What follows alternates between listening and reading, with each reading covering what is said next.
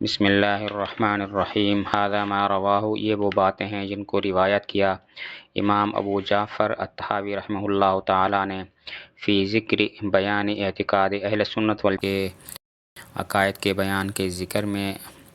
علی مذہب امام صاحب رحمۃ اللہ علیہ کے مذہب پر، اور امام ابو یوسف رحمۃ اللہ علیہ کے مذہب پر، اور امام محمد رحمۃ اللہ علیہ کے مذہب پر رضوان اللہ علیہم اجمعین، اللہ تعالیٰ ان تمام پر راضی ہو جائے۔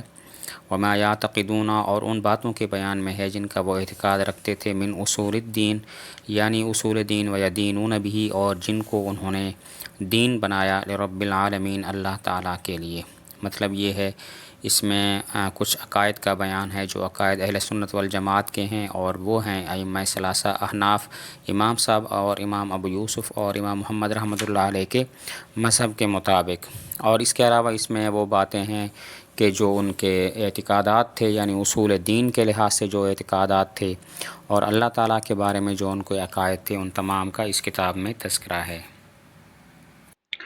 باقی اس کتاب کے مصنف کے مختصر حالات یہ ہیں کہ ان کا پورا نام ابو جعفر احمد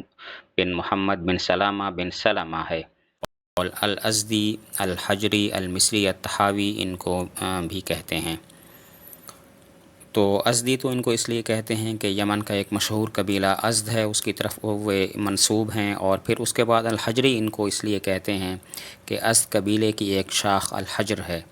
تو اس کی طرف نسبت کرتے ہوئے ان کو الحجری بھی کہتے ہیں۔ المصری الطحاوی کہنے کی وجہ یہ ہے کہ یہ مصر کے رہنے والے تھے، اور مصر کا ایک گاؤں طحا ہے، اس کی طرف منسوب کر کے ان کو الطحاوی کہتے ہیں۔ ان کی ولادت 239 ہجری میں ہوئی، اور ان کی جو وفات کا سن ہے وہ 321 ہے۔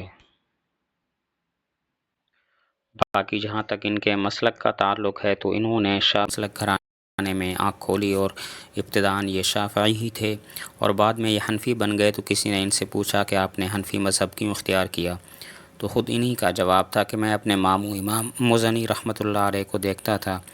کہ وہ ہر وقت امام صاحب رحمۃ اللہ علیہ کی کتابوں کا مطالعہ کرتے تھے، تو میں نے بھی ان کتابوں کا مطالعہ شروع کیا، اور پھر بعد میں حنفیت کی طرف مائل ہوا، اور حنفی مذہب میں نے اختیار کر لیا۔ قال الامام، فرمایا، وبہ قال الامامان المذکوران، اور وہی بات فرمائی دو مذکورہ اماموں نے، نقول فی توحید اللہ تعالی، ہم کہتے ہیں اللہ تعالیٰ کی توحید کے بارے میں، معتقدین، اعتقاد رکھتے ہوئے، بتوفیق اللہ تعالیٰ، اللہ تعالیٰ کی توفیق کے ساتھ، ان اللہ تعالیٰ، بے شک اللہ تعالیٰ، واحد، ایک ہیں، لا شریک لہ، اللہ تعالیٰ کا کوئی شریک نہیں ہے۔ اللہ تعالیٰ ایک ہیں، اللہ تعالیٰ کا کوئی شریک نہیں ہے۔ توحید کی 3 قسمیں ہیں، توحید فی الذات، توحید فی الصفات، اور توحید فی الاسماء۔ توحید فی الذات یہ ہے کہ اللہ تعالیٰ اپنی ذات میں اکیلے ہیں، اللہ تعالیٰ کا کوئی شریک نہیں ہے، نہ اللہ تعالیٰ کی کوئی اولاد ہے، نہ اللہ تعالیٰ خود کسی کی اولاد ہیں۔ توحید فی الذات کا مطلب یہ ہوتا ہے اللہ تعالیٰ اپنی ذات میں اکیلے ہیں، اللہ تعالیٰ کا کوئی شریک نہیں ہے، نہ تو اللہ تعالیٰ کی کوئی اولاد ہے، اور نہ اللہ تعالیٰ خود کسی کی اولاد ہیں۔ توحید فی صفات کا مطلب یہ ہے کہ اللہ تعالیٰ اپنی صفات میں اکیلے ہیں، صفات میں بھی اللہ تعالیٰ کا کوئی شریک نہیں ہے۔ پھر صفات 2 قسم پر ہیں، ایک کو محکمات کہتے ہیں، اور دوسری صفات متشابہات کہلاتی ہیں۔ محکمات صفات وہ صفات ہوتی ہیں جن کا معنی بالکل واضح ہوتا ہے، مثلا سمع، بصر، علم، قدرت وغیرہ، اور متشابہات وہ صفات ہوتی ہیں جن کے معنی غیر واضح اور مبہم ہوتے ہیں، اور انسانی عقل کی وہاں تک رسائی نہیں ہوتی، جیسے اللہ تعالیٰ کے لیے ید اور وجہ، عین وغیرہ، یہ کلمات اللہ تعالیٰ کے لیے ثابت ہیں، تو ان کا جو حقیقی معنی ہے، ظاہری معنی ہے، وہ تو بالکل مراد نہیں ہے۔ اہل سنت والجماعت ان صفات کا معنی بیان نہیں کرتے، بلکہ یہ کہتے ہیں کہ ان کا معنی اللہ تعالیٰ جانتے ہیں۔ صفات کی 2 قسمیں ہیں، صفات محکمات اور صفات متشابہات۔ محکمات صفات تو وہ صفات کہلاتی ہیں جن کا معنی بالکل ظاہر ہے، جیسے سمع، بصر، علم وغیرہ،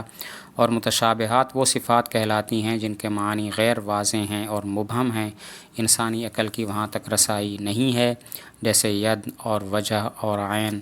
جو اللہ تعالیٰ کے لیے استعمال ہوئے ہیں، اللہ تعالیٰ کے لیے ان کا ثبوت ہے نصوص کے اندر، لیکن ان کا معنی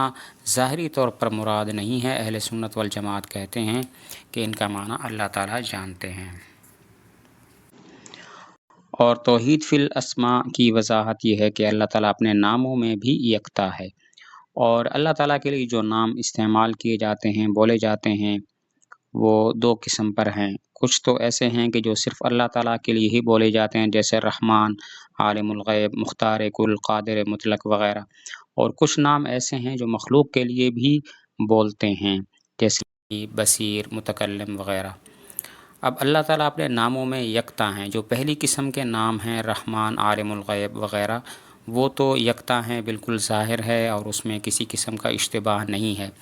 اور وہ نام کے جو مخلوق پر بھی بولے جاتے ہیں، جیسے سمیع، بصیر وغیرہ، تو یہ نام بھی اللہ تعالیٰ کے لیے خاص ہیں، اور اللہ تعالیٰ کے لیے توحید فی الاسماء ان میں بھی ثابت ہے۔ تو وہ اس کا پھر مطلب یہ ہوتا ہے کہ اللہ تعالیٰ سمیع ہیں، لیکن مخلوق اللہ تعالیٰ کے لیے سمیع نہیں ہے، مخلوق اللہ تعالیٰ کے جیسے سمیع نہیں ہے،